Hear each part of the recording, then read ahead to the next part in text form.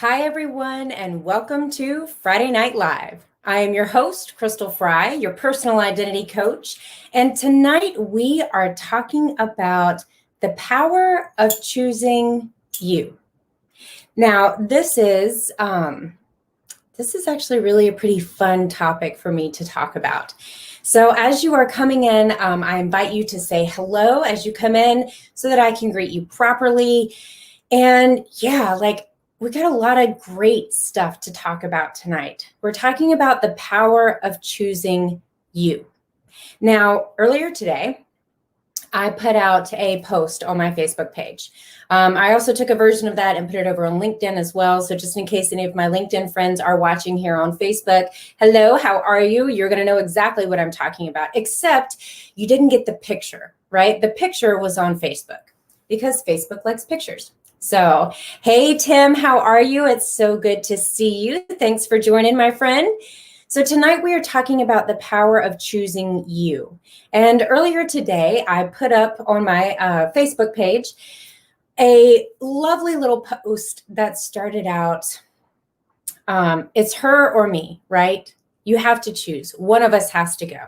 And the whole premise behind that was talking about a conversation that I had with myself, with my reflection in the mirror. And that's really what it boiled down to. It's her or me.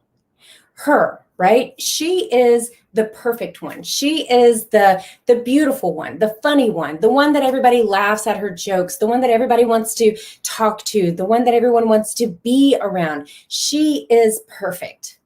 She is fantastic. She is wonderful. And then there's me, right?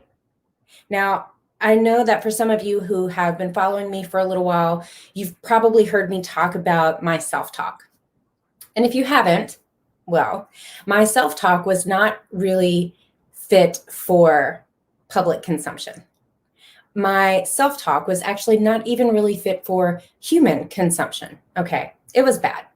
Anyway, so here we have her and me.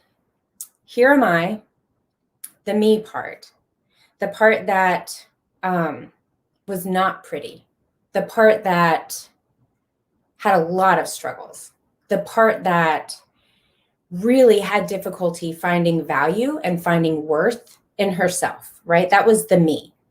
The her was the beautiful picture that I put on for everyone to see, right? The picture of perfection, the perception of perfection, that I can do it all and I can be all things to all people. And it doesn't matter what it is. I will stop what I'm doing. I will do whatever you need and I will still get everything done and I'll look great doing it, right?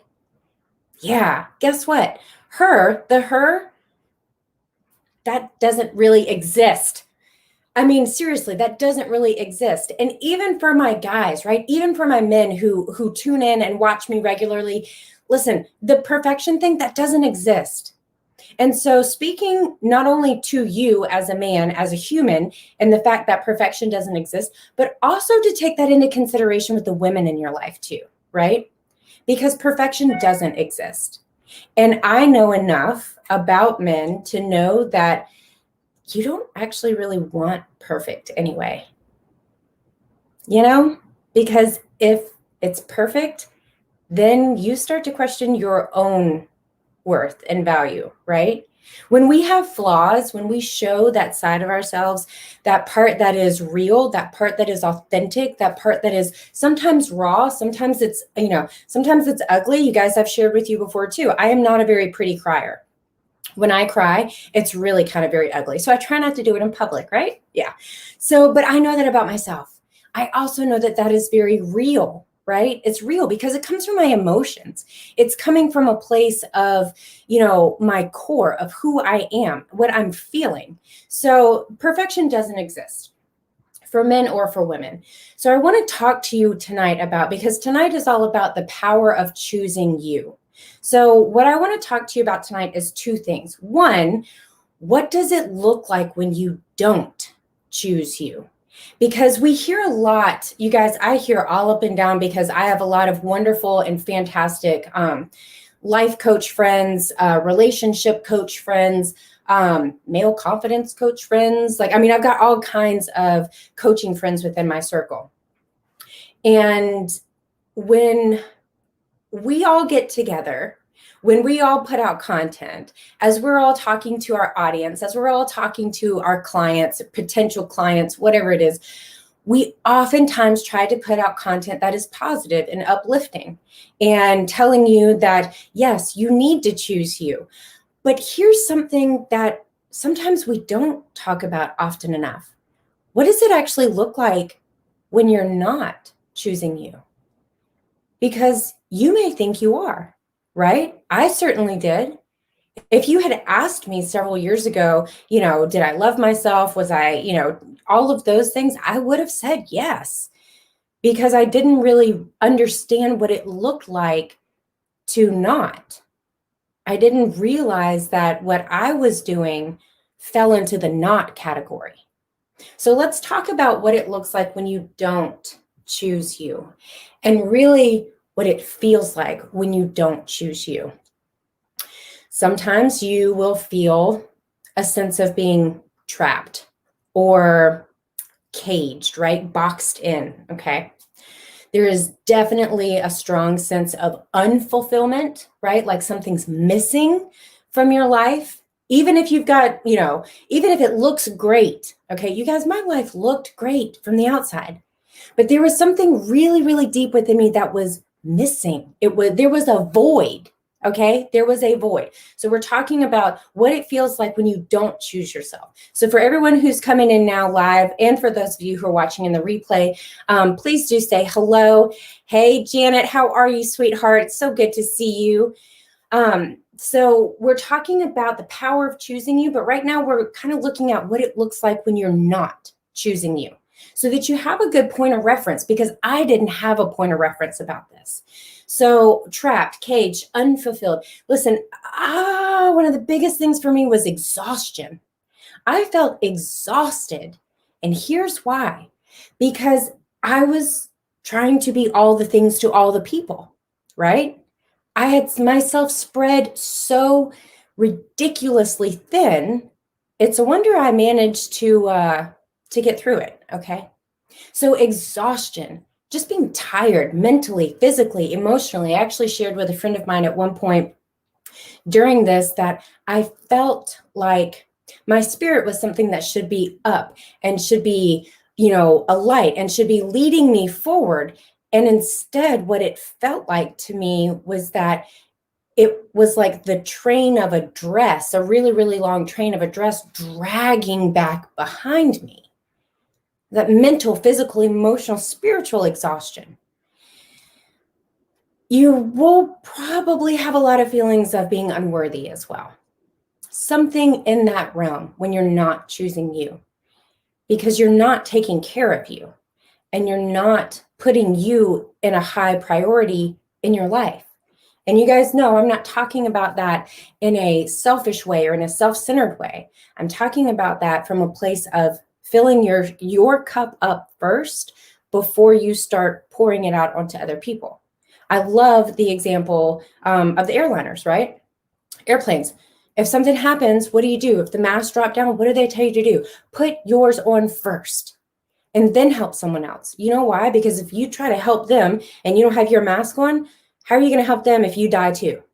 I mean, let's just be real. How are you going to help someone else if you don't take care of yourself first so that you can help them? All right, so those are the kind of things that it looks like when you're not choosing you. So what happens when you do decide to choose you? What does that look like? Well, most of us would think it looks like the complete opposite of not choosing you, right? Oh, you're right. You are absolutely right. When you decide that you are going to choose you and you are going to, and you're going to put yourself first, maybe for the first time in your life, let's be honest. Things that happen, feelings of peace, right? Being at peace. Feelings of joy, here's another really good one that I don't think a lot of us, especially women, I don't think a lot of us like to admit this, but it's true. When you do choose you, there is an overwhelming sense of relief. And when I say relief, I'm not talking about like, again, like, oh, well, it's just me, right? I don't have to take care of anyone ever again. No, no, no, no. When you are putting yourself as a priority in your life, there is a sense of relief, because when you start putting yourself as a priority in your life and you start choosing you, you will start to evaluate what is in your life. You will start to evaluate what you allow into your space. You'll start to build healthy boundaries and hold them. And what that does is that eliminates a lot of the junk that you didn't realize you were carrying around. It eliminates a lot of the baggage that you have been dragging around with you everywhere you go. There is an absolute sense of relief because you no longer feel the need to be all the things to all the people. You guys, that is stressful. That is maddeningly stressful. That is, oh, I can't even think of the word for it right now. It's heavy, physically heavy. I mean, you feel weighed down because you're taking on more than you were designed to handle. No one was designed to be all the things to all the people. We're humans. Hello, we're humans. Also, things that happen when you choose you. When you make that decision that you are going to put you first, and as you start walking into that journey, you are going to find that your confidence often will go up. Even if you thought you had a pretty decent level of confidence before, you know why that confidence goes up the more you step into you, the more you step into who you are, because that's right. That's how you're in alignment. That's the better word for it. You're in alignment. The closer you get to being in alignment with who you are, what you are meant to be, the more feeling of yes, the more feeling of confidence, the more feeling of excitement and joy and happiness comes into your life. Partly, one, because you let a whole bunch of crap go. All right, let's be real about this. We all carry around a whole bunch of baggage that amounts to really a big old poop emoji. Okay, that's really what it amounts to, because we don't need those things. You don't need to carry around resentment. You don't need to carry around shame. You don't need to carry around regret for something that, quite frankly, didn't even really have anything to do with you, but you've taken ownership of the blame for it. You don't need to carry those things around with you. It does not serve you.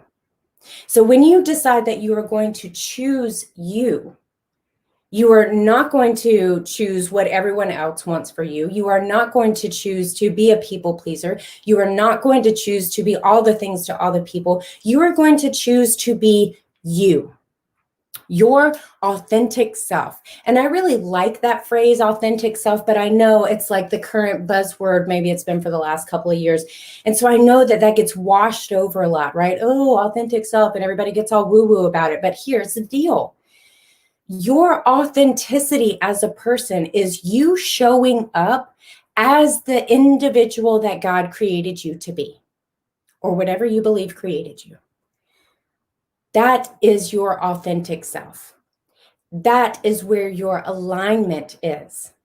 That is where you will find just an incredible amount of joy, happiness, peace, all of those good vibe emotions. That's where it is. That's the sweet spot. But you got to get rid of all that other stuff. You have to get rid of all that other stuff. But you first have to choose you. So I'm going to close with a question, because I like to close with questions. I really like interaction. I like to interact with you guys, but tonight has been just kind of like a, it's just been kind of an outpouring of my heart and soul to you. So, but I'm going to close up with a question. And that question is, who are you going to choose? Are you going to choose the person that everyone expects you to be, thinks you should be, the one that you're supposed to be? Or are you going to choose you? are you going to choose you? And Tim, I hear you. Oh man, do I hear you. It's not easy to choose you. But here's the deal. The reason why it's not easy to choose ourselves a lot of times is because we're not always comfortable with who we are at first, the real us. That was one of my interesting discoveries on my journey, was the fact that I had to pull back the curtain, which means I had to look behind the curtain. It was my curtain, okay? It was my curtain. I had to look back there. I didn't want to. I didn't want to because you know what? The picture of perfection that I was trying to be, that was the devil I knew. What was back behind the curtain, that was the devil I didn't know. I didn't know what I was going to find. I was terrified. I mean, seriously, like you guys, I was legitimately afraid of what I was going to unpack. The difference, the reason why I decided to do it anyway was because for me, the pain of staying the same, trying to be the perfect person, trying to be the perfect wife and the perfect mother and the perfect, oh my gosh, everything, the perfect everything to everyone. That was so much more painful and so much more exhausting than finding the real me. So with that, I am going to wrap up tonight. Thank you so much for spending your time with me, those of you who have been here with me live, and also those of you who will watch this in the replay. You know, like, I love you big, okay? So I appreciate you deeply for spending your time with me. You could be doing anything else, but you're here with me. So I appreciate that from the bottom of my heart. And I really do encourage you to choose you, because you are what we all want to see, believe it or not. We want to see all of you. We want to see who you are. We all have scars. We all have uglies. We all have things that we're not proud of. That's okay, because that just, it's all the seasoning in the big soup, right? And soup without seasoning is, well, it's boring. It's bland. So bring it forth. Okay, that is it for tonight. Thank you again for joining me. This has been Friday Night Live, and I am your host, Crystal Fry, your personal identity coach. I will see you all again here the same time next week at 8:30 p.m. Eastern Standard Time. And I'm working on grabbing some guests to join us. So as much as I love standing here talking to you, how much more fun would it be to bring in someone else and have a little chit chat and conversation? So that's one of the new things that I'm working on. I'm very excited to share some of those people soon. So stay tuned as always, and I will catch you here next time. Again, if you need anything, shoot me a DM. You know you can always grab me there. Take care, guys. Hope you have a great weekend. I'll see you next week.